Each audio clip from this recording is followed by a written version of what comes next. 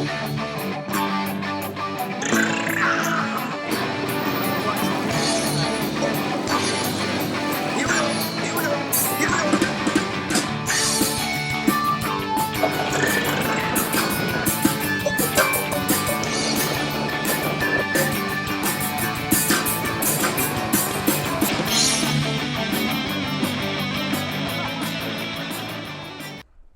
right, everybody, welcome back to Let's Talk About It. And I'm here with one of the funniest men alive.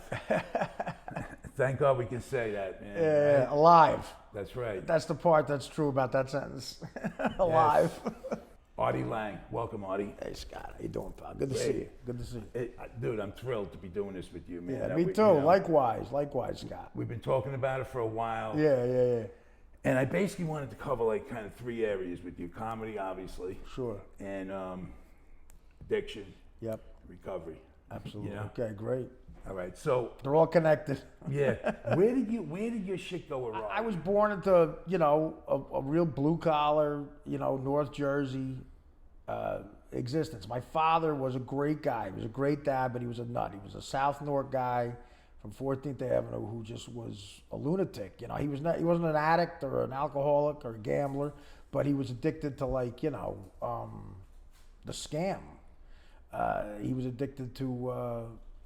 He stole shit. He fought. I saw him do all this crazy shit when I was a kid, and I learned those behaviors, the chaotic behaviors, and I loved it.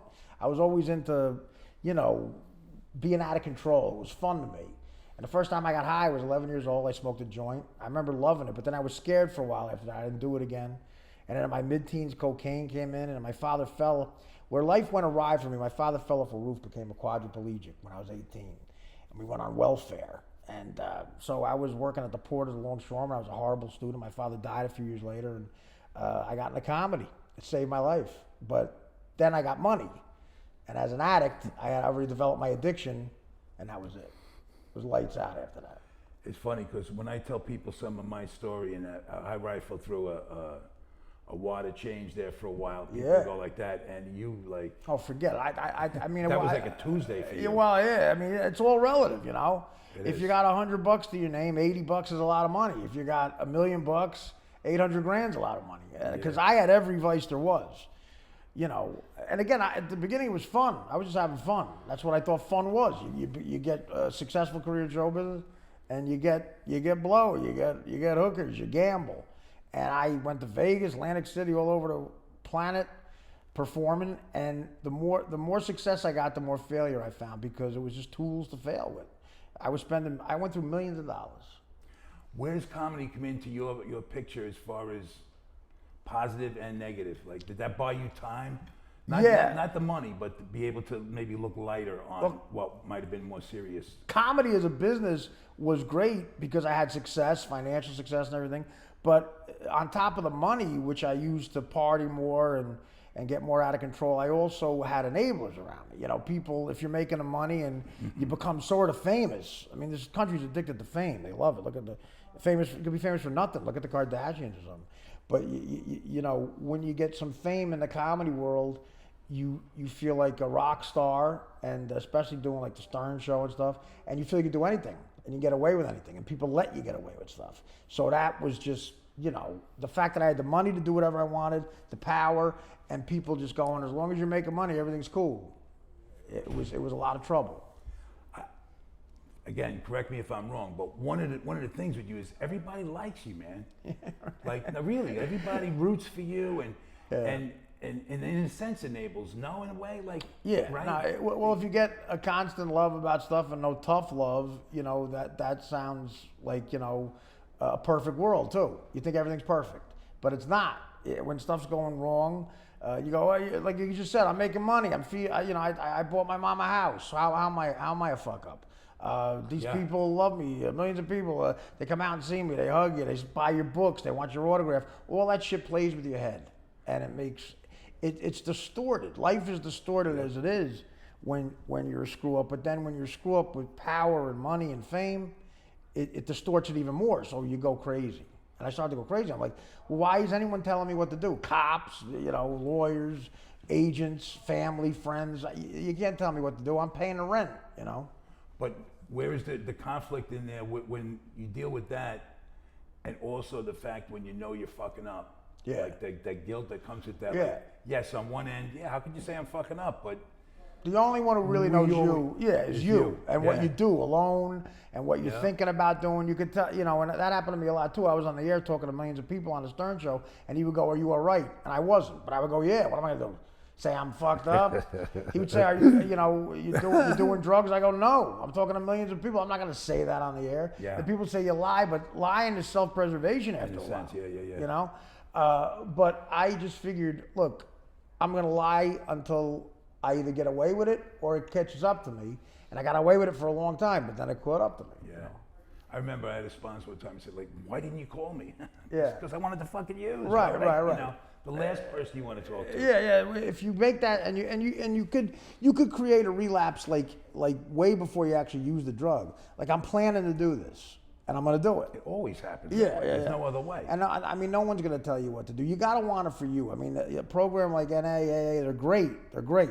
Sponsors, 12-step, it's all great. But if you don't want to change, there's nothing they can do for you. You know. No. Nothing. No. It's hard, man. I went through the mill, and to watch, you know, you go through it, it's hard on other people. I got a different perspective. Right.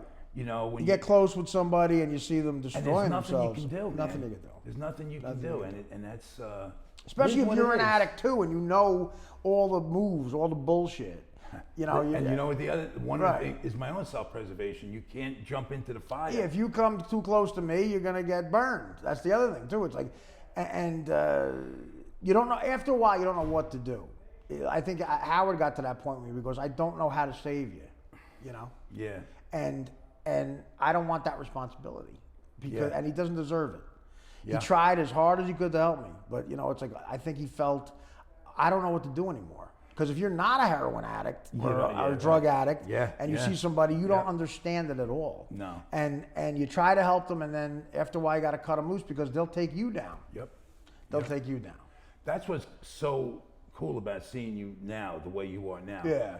Because it's a fucking miracle, man. There's nothing short of that. No, it's nothing short of a miracle. The way I was running hard, and I was either going to lose everything, go to, you know, locked up for a long time, or be living under a bridge or something.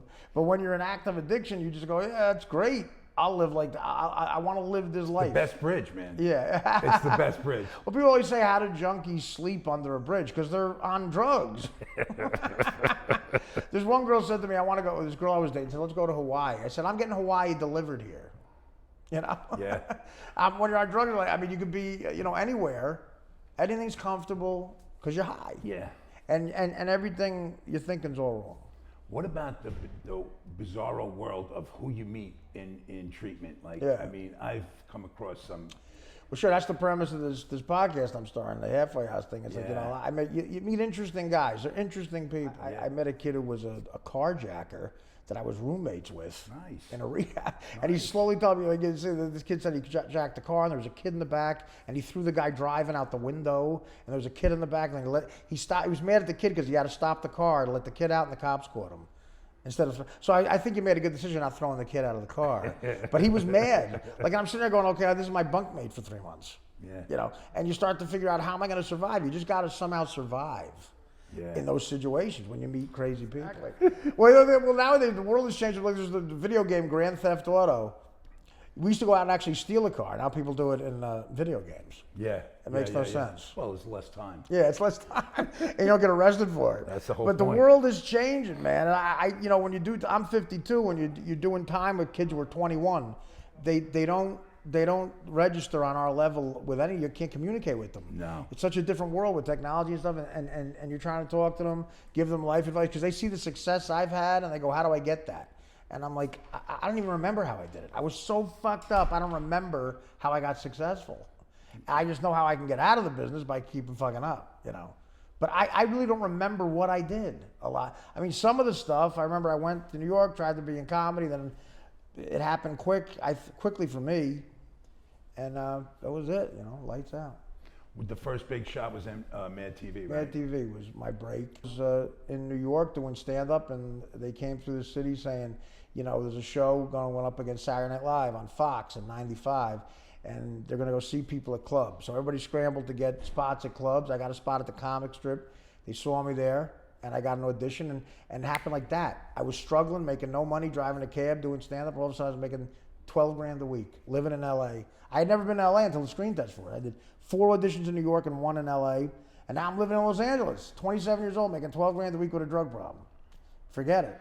I mean, it happened that quick. And it was from struggling in New York and starving, and then you got everything. Like, what do you do? How do you do it? It's so, the world looks so crazy to you when you have nothing. It's culture shock. Like these NBA guys, people get mad that these NBA guys screw up. A kid's 18 growing up in the hood, and then he gets a $70 million contract. Yeah. I got in trouble at 18 with $40 in my pocket. And you don't know how to live like a rich person. Then you get all these leeches, hangers-on, agents, people want your money, your time. It's LA's fucking, fucked up. Yeah. Just the whole world, but everything's LA now. Because everybody wants to be famous in every city. Everybody wants to be this, that. I think they did some study. No kid wants to be a doctor anymore. They all want to be, they just say famous. When they go, what do you want to be? They go famous. They don't even know how. And some of them go, by the time I'm 40, if I'm not famous for something, I'll just spray a mall with bullets and be famous for something awful. Yeah. You know? Yeah. They want to be infamous too. They don't care. Yeah. I relapsed out there too, and it's I mean, Yeah, I lived out there for relapse 6 is years. lonely. Yeah. But that's a lonely place to be, man, when you're literally in that hole. LA's a bad town to be depressed in. New York, at least, life hits you in the face, but especially if you're trying to get in show business and your career's not going well, all that stuff just hits you in the face. You see the studios, movies going on. I always had a good job out there, but when you're depressed out there, man, you feel lonely because there's a lot of phoniness, and you think people are going to help you, but they're just fake. They're just out for themselves, man. The highest compliment that I could give anybody out there that was in the industry at all was just if you appeared unaffected by it. Yeah. I mean, that was like next to impossible. Some people fake that. They don't want to be fake, so they fake not being fake. Yeah. Then before you know it, everything gets complicated. You don't know what reality is anymore. But the real guys that I respect, don't love LA, like the Colin Quinns, our friend Colin. Yeah. These real smart guys, David Tell, Chappelle, all those guys who I came up with, a lot of us, we don't trust it out there. And if you're a good human being with half a brain, it makes sense that you wouldn't, you know? Yeah. Listen, it is what it is. It's a shallow place to be, right? Yeah. And you had a drug problem in there, and then you have to drive everywhere. Well, yeah, and So, people, that's never fun. And if you're making money and successful, people want to help you, but then you go, why do you want to help? They want to save my life. They want to save their career that's attached to mine. You know, I used to drive from the Palisades. I would take $40 and drive to Hollywood, Yeah. cop 4 dimes of crack, and smoke them on my way back, grab 40 more, and drive all the way back. The Hollywood Hills. I used to do coke up in the Hollywood Hills at parties, coming home at 5 in the morning. They're both-way streets, the size of a sidewalk. Yeah, People flying all over the place. I don't know how there's not a head-on collision, but I used to do blow and do that all. I mean, and just drive and falling asleep at red lights with a bottle of Jack in the car. A hooker doing drugs, and again, that all seemed like what you do back then in the day. That's what you did. It was rock and roll. Right. If you got famous or success in show business, you lived like a rock star. Living like a rock star was not having a gluten-free muffin with a NutriBullet blender like it is now with health shit. It was getting fucked up. Living like Motley Crue or the Stones, the Who, Keith Moon, Keith Richards. And then around grunge era, people started realizing, like the Kurt Cobain time, when he died, people started realizing it's a depressing life. No matter how rich and famous you are, it's dark. If heroin comes into the game, lights out. We sit here now. We're both grown and allegedly adults. I'm not. I'm saying that for myself. Nah, you're on the money there, bro. But we do know. We have mutual friends and so many people that actually have been down the road and have come out on the right side, and it's all good and it's doable, and we all know it's doable. Yeah. But just getting that initial clarity, right, to be able to think that you can be one of them that also does it is right. Game changer. When you're in the throes of it, you never think you can do it. Like you see people say, "I got 6 years clean, a year clean, a day clean, 30 minutes clean." Yep. I'm like, how the fuck do you do that? When you're in it, you just don't know how that happened.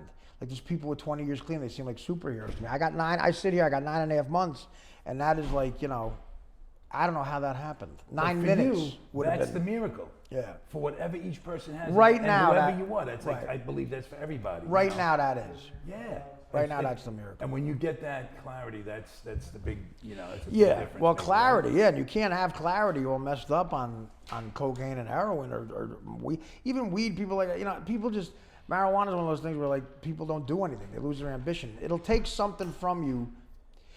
I learned this in the rehab I was just in. I didn't realize that addiction is literally the Latin word that means enslaved. And that's Wow, Artie, doing some fucking legwork here. Addiction means enslaved in Latin. Enslaved. That's a perfect word for it. Yeah. I didn't know that till recently. You are a slave to it. You're a slave to it. Yeah. And you got to have something else you become passionate about. If it's recovery, career, hobby, love, romance, that'll take you away from that mindset. Yeah. That's how you get out of it. My career helps me. My fans, they're very loyal, man. It was a big step. There's a woman, you ever hear of Nora Volkow? No. She's the president of the National Institute on Drug Abuse. Yeah. And she's like the great-granddaughter of Leon Trotsky. Right. Okay, yeah. So she grew up in the house that he got murdered in Mexico. Yeah. So she's got a Russian, Mexican accent. Right. It's really, That's a combination. You would think A lot of fire. You would think that's a tough listen, right? Yeah. But she actually was one person that could break it down, and I could follow her. And she does, she's a Nobel laureate on the brain. She studies the brain just for addiction. Right. And she just made it so simple and just, was just listening how I'm going, well, I don't got to own all this blame. I got something going on up there, and when I ingest this stuff, this is what happens. Right, and you'll accumulate guilt and blame, and unless you get rid of that, man, and don't go wallow away. in it. Right, yeah, exactly. And because the more you go into addiction, even me, I don't judge anybody who had to rob to get their drugs, but that wasn't my story because I was making money in the worst parts of it. But something will happen where you fuck people over. You don't have to rob them, because if someone, I have 3 fiancés. I love them, they love me, but they had to leave me.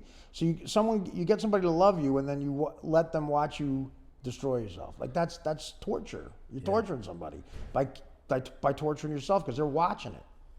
It's horrible. 2 of my best friends out there. One my nickname is 2-Bit. Yeah. Because I stole a roll of quarters from him to buy a dime of crack. Right. And when he's going did you? It's okay if you took it. Just tell me. I'm no, I would never. And then the lies just compound. You just lie. You're lying. $10, man. It's still, sometimes you can't even believe the bullshit that's coming out of your mouth. It's true. You want to catch it and take it back. Yeah. And people know. And then the other stage you go through is you think you're hiding it from people, and you think no one knows.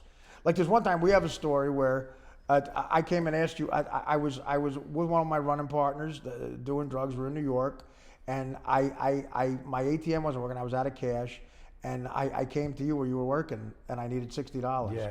And you knew what was going on. I'm trying to bullshit you, and you helped me out because you were afraid I was going to die if I didn't have any money.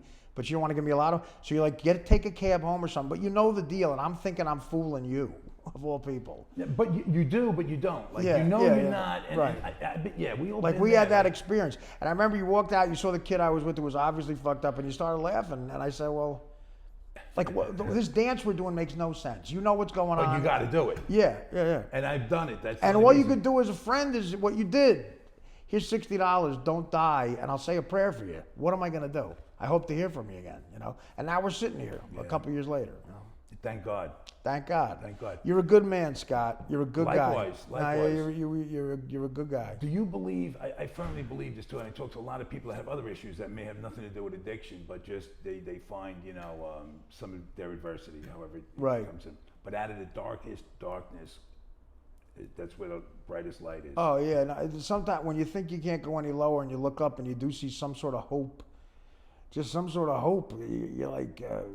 that prodigal son thing. You come back into somebody's life and you're redeemed. Redemption is a big. The example I always use is Malcolm X. No matter what you think of that guy politically or whatever his thoughts are, that guy at the end of his life, he was walking the walk. He changed himself. He's a pimp, a drug addict, a thief, and he went to prison. He got that passion we're talking about, religion, and then at the end of his life, he was a good husband, a good dad, a clean. And they killed him for it. People don't like honesty. They don't, and sometimes they don't like to see you do well either. Yeah. You know what I mean? Like a People lot of don't let addicts, go. they want you to stay in their misery. And if you even try to get better, they get pissed off at you. It's like some kids I grew up with. I grew up in a very provincial town in Jersey where no one really leaves or goes far away. So when I went out to LA and just tried to make it in show business, most of my friends were supportive. But some were like, how could you? They got insulted I even tried to leave and got out, you know? Like, well, I'm chasing a dream. But the fact that they don't have the balls to do it makes them hate you for trying it. Right. Your dream could be when you're wallowing with other addicts, I want to get out of this. My dream is to try recovery, get out of this. But they don't want you to go. They'll sabotage it. Vicious shit in their heads, they root against you because they want you to stay in their shit. And that could be applied to a lot of situations in life. But also, people stay out there longer than they really should because they don't want to come home, unsuccessful. Right. Exactly. But then if you had addiction to that, forget it. Then you're like, now you got to. Now you got a way to. Now you got a way to instantly get out of your head. Instantly get out of the misery that you're in. And that's what drugs work, man. That's the problem. With your life, you've been able to flip the whole fucking thing around. Like your bits are a lot about some of the darkest stuff. I always say this. I write comedy the way Ray Romano was brilliant at writing jokes about his family and kids. I write jokes about my life. I didn't take that route. I don't have the family and kids. I have the addiction issues, the stories, the craziness. So that's what I write about. And it's therapeutic for me. I got a way to make money therapeutically. What's your plan here with where you're going now? Well, my career is so good to me. It always takes me back. I have, I'm on probation, this thing, drug court, where I got to be good. I pee every week 4 times. And I have to stay good. I have structure and I have my career, but I have people around me. I say people, places, and things. I have good people around me. And that's what I changed. When I go on the road, I got people around me who are all in recovery. I do stand up, Where at? All over the place. I've been in the last 2 months. I've been in Atlantic City, Providence, Rhode Island, 2 gigs outside of Albany, Eastern Long Island, Boston. I've been all in the last 2 months. And the career came back. Got this podcast I'm doing, but you just started. That I started today. Day, right? We're at the studio here, and listen, I'm trying. But it's one day at a time thing really helps me. Like, even me 1 minute at a time. Like, I can't guarantee you I'm not going to get high tomorrow. Right. That's a lot of pressure to say that. But I'm pretty sure I won't get high tonight. And then those days turn into weeks, and that's it, Yeah. So 9.5 months clean, right? What has happened in those 9 months to change you? Well, jail, rehab, halfway house, jail again. I went away for 8 months. But I mean like kind of internally, like what happened within you? Well, I started to think. I started to think clearly, getting away from the drugs, and I just said, I don't want to do this anymore. I just had a spiritual thing where I said, I can't do this anymore. I'm too tired. I'm tired of running. I've been running my whole life, and I don't want the consequences. So when you're trying to get it up until that, and you hear people go, I'm sick and tired of being sick and tired, and you're going, I get it, theoretically. But I thought I was so many times. Right. I wasn't. Everybody's got a different. Still got that itch. Well, they say that saying, your bottom is when you decide to stop digging. And I just kept digging, man. I just kept digging. But everybody's different. But some people, their bottom is dead. Their bottom's dead. And I should have died a long time ago, and a bunch of times. But I always say this: God spared me for some reason. I'm still here. I think it too. I think sometimes that you just get to a point where I don't know why I'm alive. I don't know why somebody else is different. Nobody's better than anybody. But I'm here. Luck. A lot of us do it. Luck, karma, spirituality, God, whatever you want to say. But I got lucky too. It's time to man up, though. Yeah. You got to create your own luck. I always say that in life. Young comics ask me how to get involved and get some success in this business. I go, you got to create your own luck. Comedians can do that. A lot of actors just stay back and wait for the perfect role. What are the odds that's going to happen? You got to create your own luck. Yeah. You got to write your own stuff, go out there, be in the right place at the right time, rattle cages, That's what you got to do. Do you go to a conflict ever between like what you want to do professionally in your career and then just trying to maintain just being clean? Yeah. Sometimes I think, can I do this career and be clean? Because the most important thing is being clean right now. It has to be. And sometimes I think, can I do this? But the answer is yes, but you got to change you. Career's going to be there, dealers are going to be around, bad people are going to be around, triggers all over the place, but you got to be you. You got to change you, you know.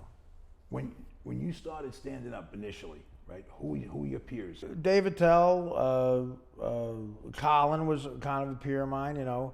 Norm Macdonald became a good friend after a while. A lot of guys you might not know, but you're not short on Norm Macdonald's. Yeah. Norm again was great. And I met a lot of people I loved. I met a lot of people I fell in love with as friends, and it's a weird business. A lot of phonies, but a lot of people have your back too. A lot of people have your back. Yeah. Did you feel out of sorts, like when you're out there on a run and everybody's got their issues, whatever they are, but you know what yours is, and you kind of, I know I had to avoid people, man. I just had to stay out of it. Yeah, some they people can guess whatever the fuck they want to guess. You can assume, but you gotta ain't gonna, you gotta get to the point where you don't give a fuck what other people think. Like this person, they want to think what they're gonna think if I don't want to do this or hang out or go there. If they get offended, it's not my problem. Right. I gotta work on me.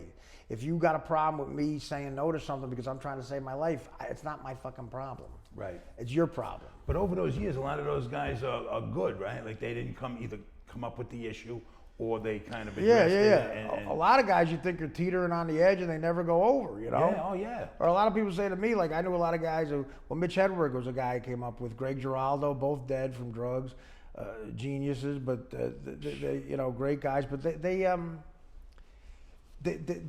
weren't as lucky as I was. That's the only way to put it. And they weren't as lucky. Something didn't happen. They had bottoms, but then it kept going lower and lower, and then you got, you know. Yeah, I think it's almost like roulette. Like you just play, you know. Sometimes it is. I think it is. Yeah, always. Unless you're doing the right thing, life can be like roulette. But living the lifestyle I led, forget it. When you're really honest about it, why did something happen to somebody else and not? We all rolled the dice. Yeah.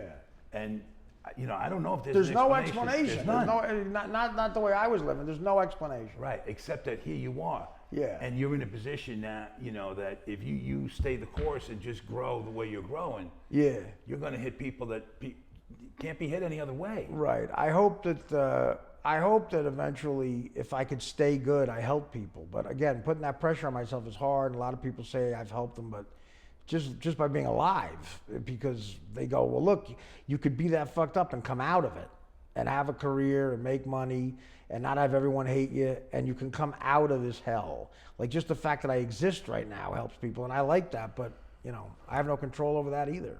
You know what happens too? I think that you get to a point where, like, I'm dealing with shit now that I've never dealt with before in my life. Right, of course. Only because I never was clean long enough for it to evolve into Well, you have anything. a while though, right? You have a while clean. Yeah, a little over 14 in Christmas. That's amazing. It is. It's a miracle. And you're still discovering new things. Right. I ran away. Like I never ran away from anything, and then I became the guy who ran away from everything. Yeah. That shame alone, man. Yeah, you know, right. to even, you know, and I could never say that in front of nobody. Right, just a fear, yeah, absolutely. shame. Well, because we're men, we're brought up in that you know, again, the men that brought us up from that generation, you know, a man didn't bitch about shit, a man didn't get therapy, a man didn't. Therapy. You just right, exactly. my old man would have been, what the fuck are you talking about? And I've been doing it for so long, therapy. Yeah. You know, and thank God for it. But well, just us talking like this, two addicts talking, that's therapeutic. It is. But people don't talk about their feelings at all either. You know, I got Italian uncles, grandfathers, just sit at the table eating their sausage and peppers with a piece of bread. Their wife gets them everything. They don't say a word. They watch whatever the fuck they want, listen, play cards, but when you play hold pinochle, and just don't fucking say shit to anybody. When you hold up in a hotel room by yourself, you know, completely strung out, you know, it really don't matter anymore what the old school taught you. Because it's not working. Because now you're alone. Yeah. Now, and you don't. Your issues are different. You're a different egg. Yeah. Now you're like, I'm entering uncharted waters. Yeah. In my life, and there's no, like, everybody's unique. But I was an active junkie on the biggest radio show of all time, doing stand-up on the road. That's my unique problem. I was nodding off in front of millions of people, committing felonies on television, talking to bookies in the back of Howard while he's talking to, you know, Rosie O'Donnell or Donald Trump. He's talking to Donald Trump, and I'm on the phone with a bookie by them. You know, it's madness. So everybody has their own unique hell. Yeah. And you're right. When you're alone, you remember how you were brought up, and you go, I have no frame of reference on how to get out of this. Yeah. You know, I have no frame of reference on how to get out of this shit because no one else I know has ever been through it. I can't get advice from anybody. Okay. Do you know Walter Yetnikoff? No. He was the president of Sony. Oh, Music, yeah, Sony yeah, Records. okay. Yep. He wrote a book, Howlin' at the Moon. It's a must-read. Right, no, I know that book, absolutely. I haven't read it, though. I know it, though. He has a, I don't know if I asked him if he said it or somebody else said it. He doesn't even remember it, but I forget where I heard it, but they said, you know, when they say people party hard, they party like a rock star? Yeah. Walter partied like the guy who paid the rock star. Right. Everyone has their different worlds. Like, you know, like But the fall is the thing. Yeah. It's like when that, you know, the ego, there's so much more involved. the higher you go, the longer you got to fall. But the Right. more of a hole you dig in, the harder it is to But dig out of. that's why I'm saying that, because Yeah. you came from, I mean, you can't make up that level of success. I mean, Yeah. I think every comedian would just die to be in your shoes at that level of success. I've had a lot of successes. People way more successful than me, obviously. But any success in comedy is hard to get after. Yeah. But the kind of I've had a career that I'm very proud of. But I threw a lot away. But a lot of. But when you're struggling, you just think, if once I get to like if you told me at 22 years old that I'd have the career I've had at 52, I'd be like, I'm happy. I'm going to be happy as hell. I'll be the happiest guy ever because all my dreams came true. Tons of dreams came true. I played Carnegie Hall. I sold it out in 2 hours. I've written best-selling books, number one best-selling books. Right. I co-hosted my favorite show of all time with one of my heroes for 10 years. I do stand-up for hundreds of thousands of people, TV, everything. I've done everything. No doubt. And I made them. But the whole time, that happiness didn't come because of the addiction and the issues that caused the addiction that I never worked on. Shit with my dad. So I never knew how to be happy. Yeah. And I'm like, I thought all that shallow shit would bring me happiness. It didn't. And now I'm still searching for it. Even after all that success and failure and all these experiences, traveling the world, I'm still seeking happiness. There were guys that would tell me too, even when I had a few years together at the time, like what lies ahead. And I was like, I didn't really believe it, but I see now that you just don't know what's ahead. There's just so much ahead to deal with that because your perspective changes and just shit unfolds. And it's just that I never saw. Changing your perspective is big, and seeing a different, because first of all, you got to get rid of the actual physical drugs that are clouding your head. Once that happens and you can see clearly through the fog and the fog isn't there anymore, now you got to go, okay, now I'm looking at shit clear for the first time in a while. How do I deal with this? And hopefully you can do it in an intelligent way. And often it takes years, though, to get to those really core issues. And that's where that other stuff comes It takes through. time. It's work. Like anything else. You want happiness, you want money, you want a career, it's work. You want love, you want to get the girl that you love, it's work. You want sobriety, it's work. But happiness is a combination of all those things, and that's the most work there is. Like, again, all the founding fathers of this country promised you was a shot at being happy. It's just a shot, Everyone's not going to get it. Everyone's not going to get it.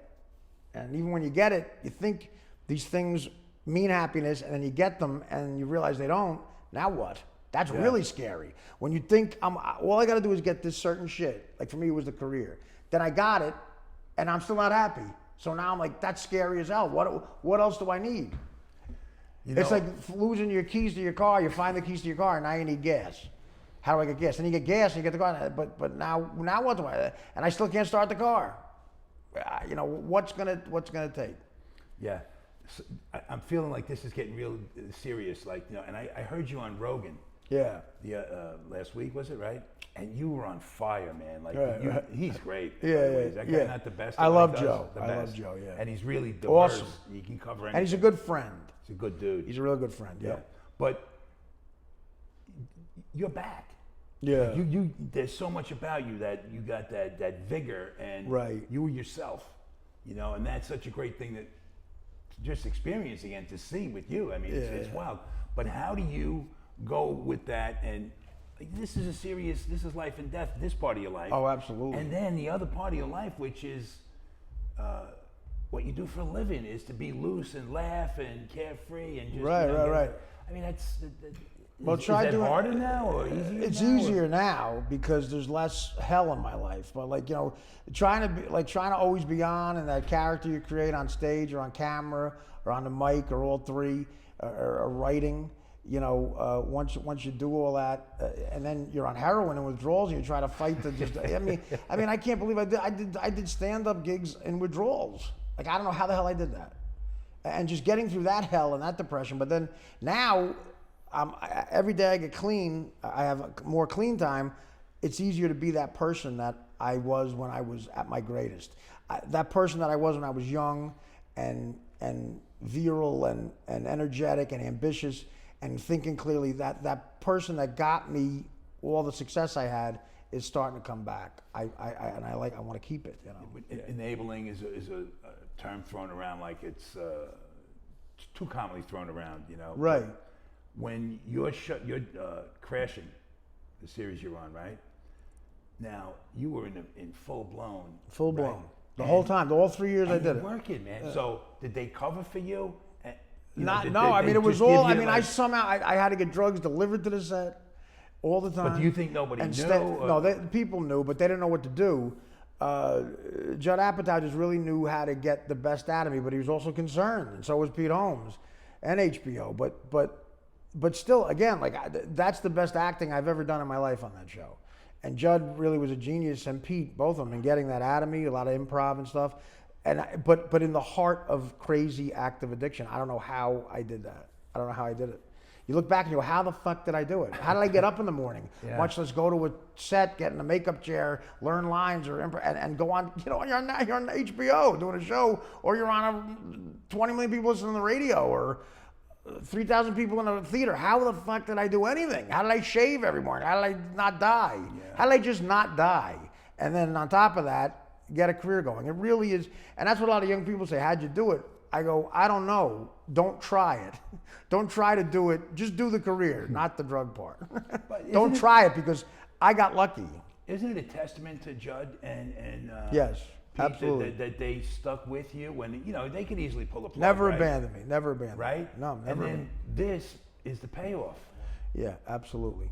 Absolutely. And you need people like that. And you're like, people who are genuinely concerned, and they don't want you to die and enable it, but they also want you to do well, and they like that you're doing well, and the fact that you're doing well helps them. And it's a thing, but at the same time, until you get better, you're nothing's gonna last. Yeah, but it's a day at a time. Today's a good day. I think you honor them by just being right. Yeah. That they stuck with you, and it's all for obviously it's worth. And I love those guys. It's like a family feeling with them. It's what they did for me was very, like, it was impressive as human beings how they stuck with me, because they didn't have to. I mean, I was good on the show and people liked me, and it was a storyline people liked to follow. But still, you could say, look, we don't need to deal with this bullshit. Yeah. But that show helped save my life in a dark time. I needed something in my career. My career always saves me. Something pops up that, I thought right before I got the Stern Show my career was over. Then Stern popped up. Then after that, something else popped up. Now there's something else. Something always saves me, and crashing was that thing at that point. Absolutely. When you're out there doing the stand-up, you see anybody out there that jumps out at you?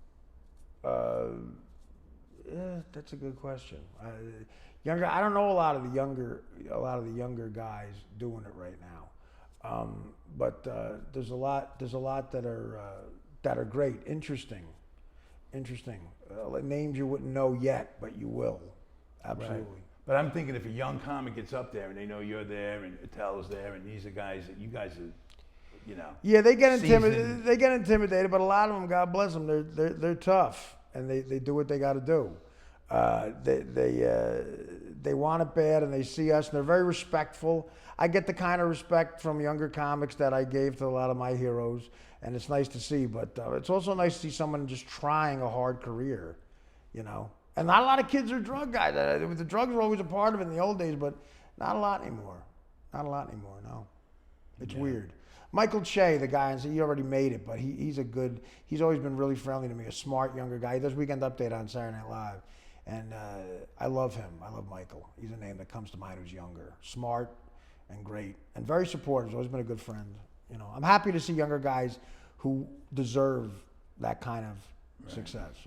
All right, so here we're in Clifton, New Jersey, right? We are. And this is you did the first episode for your podcast today, right? Me and Mike Beauchet. Just for a minute, get into that. Mike Beauchet and you. Mikey is one of my best friends. He's a guy who's a good a good soul and a good comedy partner over the years. So me and him, he's my co-host. It's called Artie Lange's Halfway House. And again, it's part of the career coming back. It's a great studio. The guys who run this are great, and it's part of the comeback. And stand up this, hopefully another book, lot going on. You know, it's a great time. It's a great time for me right now. I'm very happy to be alive. Dude, I'm happy too, man. Yeah. I just want to say thank you for taking the time. Of course, Scott. You're a good man. Anything you need. This was great. It's fun talking to you because you're knowledgeable and you know you're a good man. You're honest. I wish you much more success, bro. Any would be good. Yeah. Yeah. No, just thanks. I wish you the best of luck with your new show, and I really am. Artie Lange's Halfway. Yeah, thanks. All right, man. I love Thanks, you, buddy. Thank you. All right. Love you too, bro.